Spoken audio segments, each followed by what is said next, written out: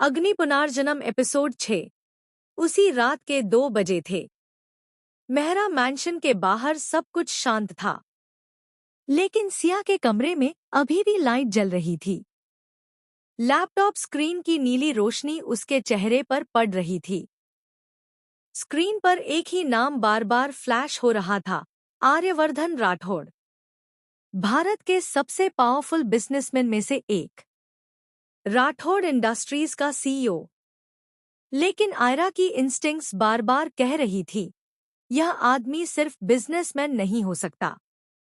सिया धीरे से कुर्सी पर पीछे झुकी। उसने आर्यवर्धन की फोटो को गौर से देखा। शार्प जॉलाइन, काम एक्सप्रेशन, लेकिन उसकी आंखों में कुछ अजीब था, जैसे वो हर वक्त किसी कैलकुलेशन में लगा हो। सिया धीरे से बोली, तुम कौन हो आर्यवर्धन राठौड़, दोस्त या दुश्मन? Dark web discovery. सिया ने अपने लैपटॉप पर एक एन्क्रिप्टेड विंडो खोली। Dark web access. यह स्किल सिया की थी, लेकिन स्ट्रैटेजी आयरा की। दोनों दिमाग मिलकर अब एक खतरनाक कॉम्बिनेशन बन चुके थे। कुछ मिनटों बाद स्क्रीन पर कई सीक्रेट फाइनेंशियल ट्रांजैक्शंस खुलने लगे। Hidden shell companies, illegal arms supply, political funding. Siya की आंखें थोड़ी सिकुड़ गई, लेकिन अचानक एक फाइल पर उसका कर्सर रुक गया। फाइल का नाम था ऑपरेशन नाइटफॉल। उसका दिल थोड़ा तेज धड़कने लगा। उसने फाइल ओपन की। अंदर कई कॉन्फिडेंशियल डॉक्यूमेंट्स थे, लेकिन सबसे नीचे एक ब्लरी फोटोग्राफ थी। रेनी हाईवे, 4 बाइक्स और एक ब्लैक एसयूवी। सिया का दिल जैसे एक पल के लिए रुक गया। यह वही रात थी जिस रात आयरा सिंह को मारा गया था। उसने स्क्रीन को ध्यान से जूम किया, और फिर उसकी सांस अटक गई। फाइल के नीचे सिग्नेचर था, राठौड़ इंडस्ट्रीज प्राइवेट नेटवर्क। कमरे में सन्नाटा फैल गया। कुछ सेकंड्स तक सिया बिल्कुल हिली तक नहीं। फिर उसके होठों पर धीरे धीरे एक खतरनाक मुस्कान आई। इंटरेस्टिंग, उसने धीरे से कहा। गेम और भी बड़ा है, आर्यवर्धन्स वर्ल्ड। उसी वक्त शहर के दूसरे कोने में एक विशाल ग्लास स्काईस्क्रेपर की सबसे ऊपर वाली फ्लोर पर आर्यवर्धन राठौड़ अपने ऑफिस में खड़ा था। नीचे पूरा शहर चमक रहा था। उसके हाथ में विस्की का ग्लास था, और उसकी आंखें दूर कहीं खोई हुई थी। उसका असिस्टेंट धीरे से अंदर आया। सर, मेहरा कॉर्पोरेशंस की board meeting next month confirm हो गई है। आर्यवर्धन ने हल्का सा सिर हिलाया। इन्वेस्टर्स लिस्ट रेडी है? जी सर। असिस्टेंट ने टैबलेट आगे बढ़ाया। आर्यवर्धन कैजुअली लिस्ट स्क्रॉल करने लगा, लेकिन अचानक उसकी उंगली रुक गई। एक नाम पर, सिया मेहरा। उसने थोड़ी देर उस नाम को देखा, फिर हल्का सा मुस्कुराया और बोला, इंटरेस्टिंग। असिस्टेंट ने पूछा, सर, और बोला, कुछ प्रॉब्लम है? आर्यवर्धन ने टैबलेट बंद कर दिया और बोला, नथिंग। लेकिन उसके दिमाग में कुछ और ही चल रहा था, क्योंकि कुछ दिनों पहले उसे एक अनोनिमस हैकर ने हैक करने की कोशिश की थी, और उस हैकर का डिजिटल सिग्नेचर सिया मेहरा के सिस्टम से मैच कर रहा था। आर्यवर्धन धीरे से खिड़की के बाहर देखने लगा। लगता है मेहरा मैंशन में कोई इंटरेस्टिंग प्लेयर आ गया है, और हंसा। The silent war begins. अगली सुबह सिया अपने कमरे में लाइट वर्कआउट कर रही थी। उसकी बॉडी अब पहले से मजबूत लग रही थी। आयरा की ट्रेनिंग धीरे धीरे असर दिखा रही थी उस पर, लेकिन उसका दिमाग कहीं और था। ऑपरेशन नाइटफॉल, राठौड़ इंडस्ट्रीज और आर्यवर्धन, ये सब उसके दिमाग में चल रहा था। उसने खुद से कहा, शायद तुम ही हो मिया पास्ट के राज की। लेकिन उसी वक्त उसके लैपटॉप पर एक नोटिफिकेशन ब्लिंक हुआ। Unknown message, sender unknown. Message में सिर्फ एक लाइन थी, डार्क वेब पर ज्यादा गहरा मत जाओ, वरना तुम्हें वापस आने का रास्ता नहीं मिलेगा। सिया की आंखें थोड़ी सिकुड़ गईं। यह वार्निंग थी उसके लिए या चैलेंज? उसने तुरंत सिस्टम ट्रेस करने की कोशिश की, लेकिन सोर्स ऑलरेडी वैनिश हो चुका था। सिया धीरे से हंसी। गुड, फाइनली कोई वर्दी अपोनेंट मिला। उसने धीरे से विस्पर किया, मिस्टर आर्यवर्धन राठौड़, गेम अब ऑफिशियली स्टार्ट हो चुका है। सिया फिर पूरा दिन अपने कमरे में बैठकर लैपटॉप पर और क्लू सर्च करने लगी। वो सब कुछ जन्नाचती थी, जल्दी से जल्दी। वो काम करने में इतना बिजी हो गई कि उसने लंच भी स्किप कर दिया। 2 बार उससे सर्वेंट्स भी बुलाने आए, पर उसने सब इग्नोर किया दिया।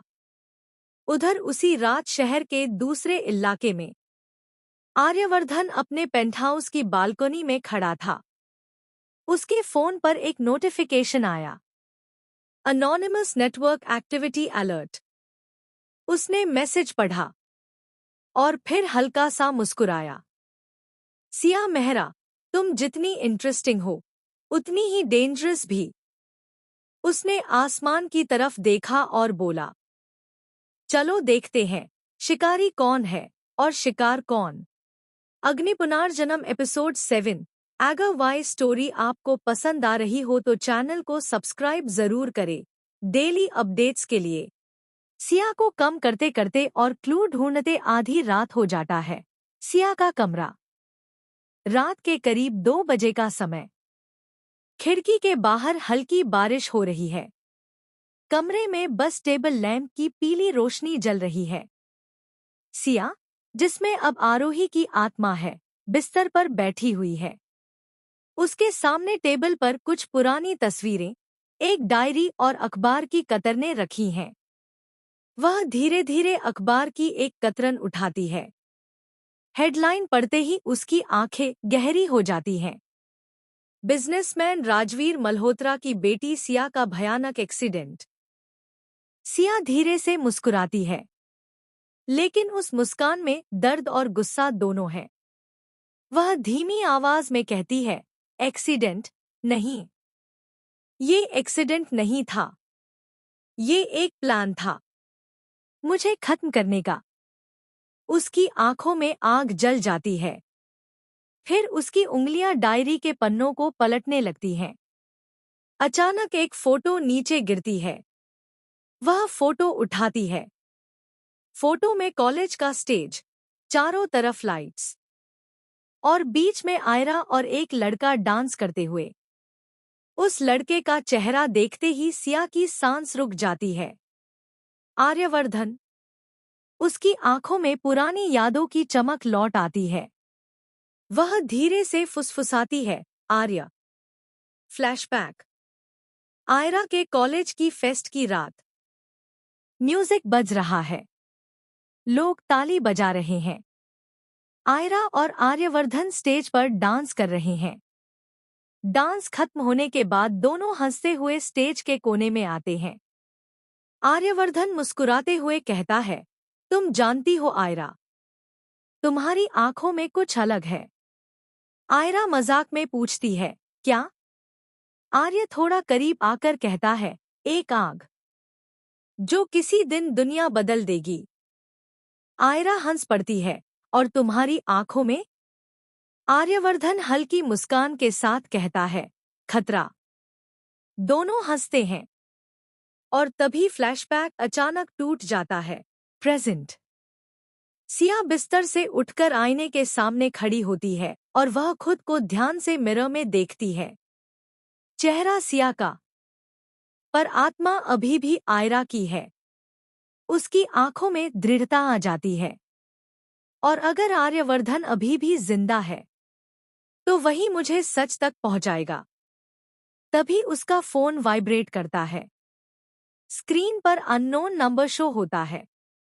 एक मैसेज, अगर सच जानना है तो कल रात 11 बजे पुराने डॉकयार्ड पर आओ। मैसेज के नीचे एक अजीब सा चिन्ह बना है, ब्लैक फीनिक्स। सिया की भौहें सिकुड़ जाती हैं। फीनिक्स यानी आग से जन्म लेने वाला। वह हल्का सा मुस्कुराती है और बोलती है, जैसे मैं। दूसरी तरफ आर्यवर्धन एक डार्क ऑफिस के बड़ी कांच की खिड़की से शहर की लाइट्स दिख रही हैं। एक लंबा आदमी खिड़की के पास खड़ा है। उसका आधा चेहरा अंधेरे में है। वह है आर्यवर्धन। उसका असिस्टेंट धीरे से पूछता है, सर, क्या आपको यकीन है कि वो आएगी? आर्यवर्धन बिना पीछे देखे जवाब देता है, आयरा कभी सच से नहीं भागी। असिस्टेंट थोड़ा हैरान होकर कहता है, लेकिन सर, वो तो मर चुकी है। आर्यवर्धन हल्की मुस्कान के साथ कहता है, आरोही मर सकती है, पर उसकी आग नहीं। वह धीरे से मुड़ता है और सिया की आंखों में वही आग है। सिया का फैसला। नेक्स्ट डे सिया की आंखें खुलती है तो वो देखती है कि वो टेबल पर ही सो गई थी। वह उठकर अपना डेली रूटीन फॉलो करती है और रेडी होकर नीचे जाती है, क्योंकि उसने कल से कुछ नहीं खाया था। वो नीचे आकर सबके साथ ब्रेकफास्ट करती है। डाइनिंग टेबल पर पूरी फैमिली उससे बहुत ध्यान से देख रहे थे, क्योंकि अब वो पहले की तरह नहीं बिहेव करती थी, ना ही अब वो किसी से बात करती थी, नहीं वो पूरा दिन अपने कमरे से बाहर निकलती थी। सिया उनके घूरने से इरिटेट होकर पूछती है, क्या आप सबको कोई प्रॉब्लम है? उसकी आवाज थोड़ी कोल्ड थी। सब साथ में बोलते हैं, नहीं। तू सिया कहती है, फिर क्या? अर्जुन कहता है, सिया तुम एक्सीडेंट के बाद बहुत बादल गई हो। तुम पहले की तरह बिहेव नहीं करती और तुम्हारी हैबिट्स भी बादल गई है। सिया बोलती, क्योंकि एक्सीडेंट ने मुझे बहुत कुछ सिखा दिया है, जैसे कौन अपना कौन नहीं। फिर थोड़ी कोल्ड टोन में कहती है, आप सबको तो वैसे भी मेरे मरने जीने से कोई फर्क नहीं पड़ता, तो फिर अब क्या मैं कुछ भी करूं? ये बोलकर वो वहां से अपने रूम में चली जाती है और फिर से कल रात में उसके पास आए अननोन मैसेज के बारे में सोचने लगती है।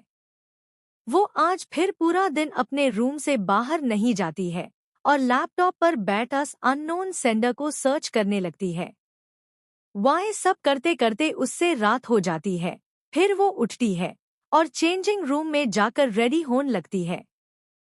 सिया ब्लैक जैकेट पहनती है, ब्लैक जीन्स, फिर पूरी तरह ब्लैक आउटफिट में रेडी होने के बाद वो आईने में खुद को देखती है और बोलती है, आज से खेल शुरू। नीचे ड्राइवर भैया कार के पास खड़े होते हैं। वह पूछते हैं, मैडम इतनी रात को कहाँ जाना है? सिया शांत आवाज में कहती है, बस थोड़ा सा सच ढूंढने। फिर वो कार में बैठकर निकल जाती है। कार अंधेरी सड़क पर दौड़ने लगती है। पुराना डॉकयार्ड। सिया रात के करीब 11 बजे समुद्र के किनारे पुराना डॉकयार्ड पहुंचती है।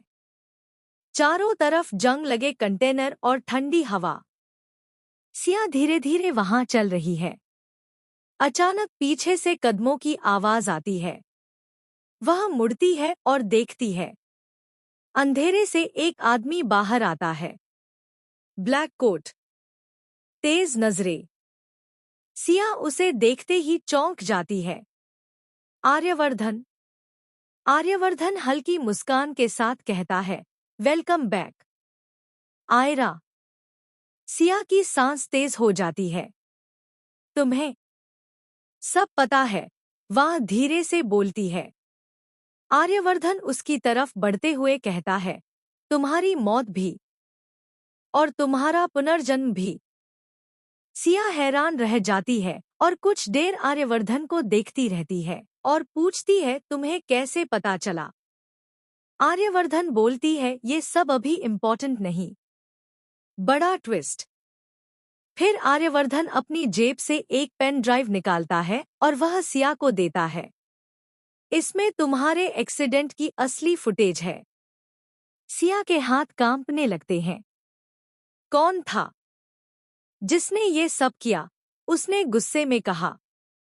आर्यवर्धन उसकी आंखों में देखकर धीरे से कहता है, तुम्हारे अपने लोग। तेज हवा चलने लगती है। सिया की आंखों में आंसू नहीं, बस बदले की आग जल रही है। फिर सिया धीमी लेकिन खतरनाक आवाज में कहती है, जब अपने ही दुश्मन बन जाएं, तो बदला सिर्फ लड़ाई नहीं होता, एक नई जिंदगी की शुरुआत होता है। समुद्र की लहरें टकराने लगती है, हवा तेज चलती है और सिया की आंखों में आग चमकती है। अग्निपुनर्जन्म एपिसोड 8। अगर स्टोरी में कुछ चेंजेस चाहिए तो कमेंट करके जरूर बते। सीन 1। पुराना डॉकयार्ड। देर रात। तेज हवा चल रही है। समुद्र की लहरें लोहे के कंटेनरों से टकराकर आवाज कर रही हैं। सिया के हाथ में अभी भी वह पेन ड्राइव है जो आर्यवर्धन ने दी थी। वह कुछ सेकंड तक उसे देखती रहती है, जैसे उस छोटे से डिवाइस में उसकी पूरी जिंदगी का सच छिपा हो। सिया धीरे से पूछती है, अगर तुम्हें सब पता था, तो अब तक तुम चुप क्यों थे? आर्यवर्धन कुछ पल तक चुप रहता है, फिर ठंडी आवाज में कहता है, क्योंकि सच को सामने लाने के लिए सही समय का इंतजार करना पड़ता है। सिया गुस्से से कहती है, या फिर सही मोहरे का। आर्य हल्का सा मुस्कुराता है, तुम अभी भी पहले जैसी ही हो, सीधी नहीं, खतरनाक। सिया उसकी आंखों में देखकर कहती है, और तुम अभी भी सब कुछ छुपाने वाले इंसान हो। दोनों के बीच कुछ सेकंड की खामोशी छा जाती है। फिर आर्यवर्धन गंभीर होकर कहता है, यह खेल बहुत बड़ा है सिया, और इसमें सिर्फ तुम्हारा परिवार नहीं है। सिया चौंक जाती है। मतलब? आर्यवर्धन धीरे से बोलता है, तुम्हारा एक्सीडेंट एक कॉन्ट्रैक्ट किल था। सिया का गुस्सा। सिया की आंखें गुस्से से लाल हो जाती हैं। किसने दिया था वो कॉन्ट्रैक्ट? आर्य जवाब देने ही वाला होता है, लेकिन तभी दूर से एक कार की हेडलाइट चमकती है। आर्य तुरंत सिया का हाथ पकड़कर उसे एक कंटेनर के पीछे खींच लेता है। सिया फुसफुसाकर कहती है, ये क्या कर रहे हो? आर्य धीरे से कहता है, हमारे पास कंपनी है। दोनों छुपकर देखते हैं। एक काली एसयूवी डॉकयार्ड में आकर रुकती है। उसमें से 3 लोग उतरते हैं। उनमें से एक फोन पर बोल रहा है, हाँ, लड़की यहां आई थी, लेकिन वो अभी तक दिखाई नहीं दे रही। सिया धीरे से फुसफुसाती है, ये लोग कौन हैं? आर्यवर्धन की आंखें सिकुड़ जाती हैं। वही लोग जिन्होंने तुम्हें मारने की कोशिश की थी। पहला खतरा। उनमें से एक आदमी अचानक कंटेनर की तरफ आने लगता है। सिया की सांस तेज हो जाती है। आदमी लगभग उनके पास पहुंच जाता है। अचानक धड़ाम। आर्यवर्धन उसे पीछे से पकड़कर जमीन पर गिरा देता है और उसका मुंह दबा देता है। बाकी 2 लोग आवाज सुनकर मुड़ते हैं। कौन है वहां? आर्य सिया से धीरे से कहता है, भागो। लेकिन सिया वहीं खड़ी रहती है। उसकी आंखों में डर नहीं, बस गुस्सा है। वह पास पड़ी लोहे की रॉड उठाती है। जब दूसरा आदमी पास आता है, धड़ाम। सिया पूरी ताकत से उसके कंधे पर वार करती है। आदमी दर्द से चिल्ला उठता है। तीसरा आदमी बंदूक निकाल लेता है, लेकिन उससे पहले ठाक। आर्यवर्धन उसकी कलाई पकड़कर बंदूक नीचे गिरा देता है और उसे धक्का मार देता है। कुछ ही सेकंड में तीनों आदमी जमीन पर पड़े होते हैं। सिया का एहसास। सिया की सांसें तेज चल रही हैं। वह खुद को देखती है। मैं ये सब कैसे कर रही हूं? आर्य हल्का सा मुस्कुराता है, क्योंकि तुम्हारे अंदर सिर्फ सिया नहीं है, वह धीरे से कहता है, तुम्हारे अंदर वो लड़की भी है जो कभी स्पेशल ट्रेनिंग लेती थी। सिया को अचानक याद आता है, आयरा एक अंडरकवर ऑफिसर थी। उसकी आंखों में समझ की चमक आ जाती है। बड़ा खुलासा। आर्यवर्धन जमीन पर पड़े एक आदमी का फोन उठाता है। उसमें एक मैसेज दिखता है, टारगेट कंफर्म्ड सिया मल्होत्रा। सिया के हाथ मुट्ठी में भींच जाते हैं। तो ये लोग आज भी मुझे मारना चाहते हैं। आर्य गंभीर आवाज में कहता है, क्योंकि तुम अभी भी उनके लिए खतरा हो। सिया पूछती है, क्यों? आर्य उसकी आंखों में देखकर धीरे से कहता है, क्योंकि तुम्हारे पास वो सच है जो उनकी पूरी दुनिया खत्म कर सकता है। क्लाइमैक्स। सिया धीरे धीरे समुद्र की तरफ चलती है। हवा तेज चल रही है। वह पेन ड्राइव को कसकर पकड़ती है और बोलती है, अगर मेरे अपने ही मुझे मारना चाहते हैं। वह मुड़कर आर्यवर्धन की तरफ देखती है। तो अब उन्हें भी जीने का कोई हक नहीं। आर्यवर्धन उसकी आंखों में देखता है। उसे समझ आ जाता है, सिया अब बदल चुकी है। वह अब सिर्फ सच्चाई नहीं ढूंढेगी, वह बदला लेगी। फिर सिया ठंडी आवाज में कहती है, उन्होंने मुझे मारने की कोशिश की थी। अब मैं उन्हें जीते जी मरने का मतलब सिखाऊंगी। समुद्र की लहरें टकरा रही हैं और दूर खड़ी सिया की परछाई एक जलते हुए फीनिक्स जैसी लग रही है। अग्नि पुनर्जन्म एपिसोड 9। ये स्टोरी आपको कैसी लग रही कमेंट करके जरूर बते। डॉकयार्ड के बाद कार में रात के करीब 12:30 बजे काली कार सुनसान सड़क पर तेजी से दौड़ रही है। अंदर गहरी खामोशी है। ड्राइविंग सीट पर आर्यवर्धन है। सिया पैसेंजर सीट पर बैठी खिड़की से बाहर अंधेरे शहर को देख रही है। उसकी मुट्ठी में अभी भी वह पेन ड्राइव कसकर पकड़ी हुई है। कुछ मिनट तक दोनों चुप रहते हैं। फिर सिया धीरे से पूछती है, अगर तुम्हें पता था कि ये लोग मुझे मारने आएंगे तो तुम मुझे यहाँ क्यों लाए?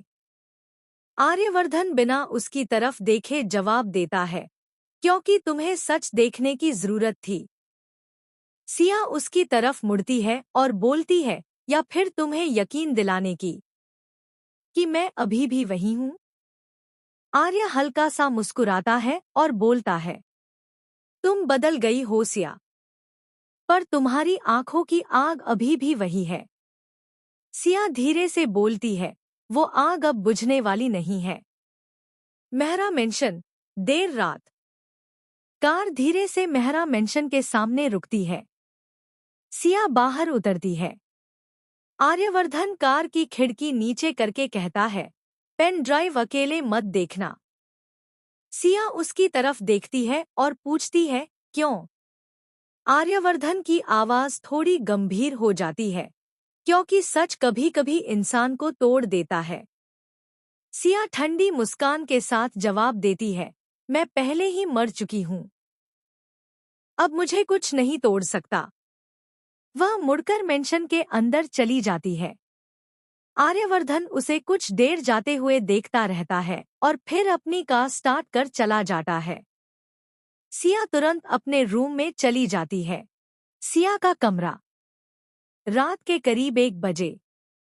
कमरे में अंधेरा है। सिया धीरे से अपने रूम का दरवाजा बंद करती है, फिर टेबल के पास बैठती है और लैपटॉप ऑन करती है। उसकी उंगलियां थोड़ी कांप रही होती है, पर वह हिम्मत कर पेन ड्राइव को यूएसबी पोर्ट में लगाती है। स्क्रीन पर एक फोल्डर खुलता है जिस पर नाम लिखा है, एक्सीडेंट फुटेज प्राइवेट। सिया गहरी सांस लेती है और फिर वीडियो चलाती है। फुटेज। वीडियो में हाईवे का सीसीटीवी फुटेज दिखाई देता है। रात, बारिश और एक कार। सिया तुरंत पहचान जाती है, वह उसकी ही कार है। कुछ सेकंड बाद पीछे से एक काली एसयूवी तेजी से आती है। एसयूवी अचानक उसकी कार को टक्कर मारती है। कार सड़क पर घूमती है। फिर वीडियो जूम होता है। एसयूवी से 2 आदमी उतरते हैं। उनमें से एक कार के पास आता है। वह फोन निकालकर किसी को कॉल करता है और कहता है, काम हो गया, लड़की खत्म है। फिर वह आदमी कैमरे की तरफ मुड़ता है। सिया की सांस रुक जाती है।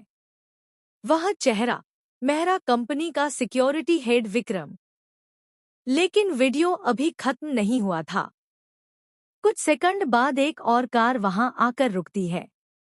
उस कार से कोई आदमी बाहर नहीं आता, बस कार की खिड़की थोड़ी नीचे होती है और अंदर से एक हाथ दिखाई देता है। उस हाथ में एक महंगा घड़ी है। सिया की आंखें अचानक फैल जाती हैं। वही घड़ी जो उसने कई बार देखी थी। सिया का शक। सिया अचानक कुर्सी से उठ जाती है। उसके दिमाग में एक चेहरा घूमता है। विजय मेहरा, उसके पिता। वह खुद से फुसफुसाती है, नहीं, ये नहीं हो सकता। लेकिन फिर उसे याद आता है, वही घड़ी, वही डिजाइन, वही आदत। उसका दिल तेजी से धड़कने लगता है। क्या पापा? कमरे में खामोशी छा जाती है। अचानक आवाज। तभी दरवाजे के बाहर हल्की सी आवाज आती है। क्लिक, जैसे कोई दरवाजा खोलने की कोशिश कर रहा हो। सिया तुरंत लैपटॉप बंद कर देती है। वह धीरे से दरवाजे के पास जाती है। दरवाजा खोलते ही सामने अर्जुन खड़ा होता है। अर्जुन उसे देखकर कहता है, तुम अभी तक जाग रही हो? सिया थोड़ा संभल कर बोलती है, नींद नहीं आ रही थी। अर्जुन कुछ सेकंड तक उसे देखता है। फिर धीरे से कहता है, सिया, मुझे तुमसे कुछ पूछना है। सिया की आंखें सिकुड़ जाती हैं और वो कहती है, क्या? अर्जुन गंभीर होकर पूछता है, तुम आज रात कहाँ गई थी? सिया कुछ पल चुप रहती है। फिर कहती है, तुम्हें क्यों जानना है? अर्जुन धीरे से कहता है, क्योंकि मैंने तुम्हें आर्यवर्धन के साथ देखा। सिया के चेहरे पर हल्की मुस्कान आ जाती है। तो? अर्जुन की आवाज धीमी हो जाती है, तुम जिस रास्ते पर जा रही हो वह बहुत खतरनाक है। सिया ठंडी आवाज में जवाब देती है, मैं उस रास्ते पर बहुत पहले से हूं। एपिसोड का क्लाइमैक्स। अर्जुन कुछ सेकंड तक उसे देखता रहता है। फिर धीरे से कहता है, सिया, अगर तुम्हें सच में सच जानना है। वह अपनी जेब से एक पुरानी चाबी निकालता है और उसे सिया के हाथ में रख देता है। तो कल रात 10 बजे पुराने गोदाम नंबर 17 में आना। सिया चौंक जाती है। क्यों? अर्जुन धीमी आवाज में कहता है, क्योंकि तुम्हारे एक्सीडेंट की असली कहानी वहीं छुपी है। यह कहकर वह चला जाता है। सिया दरवाजे के पास खड़ी रह जाती है। उसकी मुट्ठी में चाबी कस जाती है। सिया धीरे से फुसफुसाती है, अगर सच मेरे अपने घर में छुपा है तो अब ये घर ही मेरा पहला युद्ध क्षेत्र होगा। और सिया की आंखों में फिर वही फीनिक्स जैसी आग जलती दिखाई देती है। वह सोचती है, आखिर असली सच क्या है जो सब जानते हैं, सिर्फ मैं नहीं। अब एक नई कहानी, अग्नि पुनर्जन्म। एपिसोड 10। रात का समय था। शहर की सड़कों पर हल्की बारिश हो रही थी। सिया को ड्रॉप करने के बाद आर्यवर्धन मेहरा मैंशन से चला गया था, पर एक सुनसान रास्ते पर आर्यवर्धन अपनी कार रोककर चुपचाप बैठा हुआ था। उसने बीएचडी मुश्किल और सोर्सेस से लगाकर अपने आतिथ्य से जुड़ी फाइल ढूंढी थी। उसके हाथ में वही पुरानी फाइल थी, वही फाइल जिसे उसने बहुत दिनों से खोलने की हिम्मत नहीं की थी। आज उसने फैसला कर लिया था कि वह ये फाइल खोलेगा। जैसे ही उसने फाइल खोली, उसके अंदर से एक पुरानी तस्वीर गिर गई। तस्वीर में वो और वो लड़की मुस्कुरा रहे थे। एक पल के लिए उसकी आंखें बंद हो गईं। और फिर एक याद उसके दिमाग में बिजली की तरह चमकी। वो रात जब उसने उससे आखिरी बार कहा था, तुम्हारे एक झूठ ने मेरी पूरी जिंदगी बदल दी। लेकिन आज उस फाइल में जो सच लिखा था वो सब कुछ बदल सकता था। फाइल के अंदर एक पुराना पत्र था। पत्र पर लिखा था, अगर ये पत्र तुम्हें मिल जाए तो समझ लेना कि मैंने कभी तुम्हें धोखा नहीं दिया। आर्यवर्धन के हाथ कांपने लगे। उसने जल्दी से पूरा पत्र पढ़ा और जैसे जैसे वो पढ़ता गया उसकी सांसें भारी होती गईं, क्योंकि उस पत्र में लिखा था, उस रात जो कुछ हुआ वो झूठ नहीं था बल्कि एक मजबूरी थी। और सबसे बड़ा सच यह था कि वो लड़की आज भी आर्यवर्धन का इंतजार कर रही थी। बारिश तेज हो चुकी थी। आर्यवर्धन कार से बाहर निकला और आसमान की तरफ देखते हुए धीरे से बोला, अगर ये सच है तो इस बार मैं तुम्हें खोने नहीं दूंगा। लेकिन उसे नहीं पता था कि उसी समय शहर के दूसरी तरफ कोई उसकी हर हरकत पर नजर रख रहा था।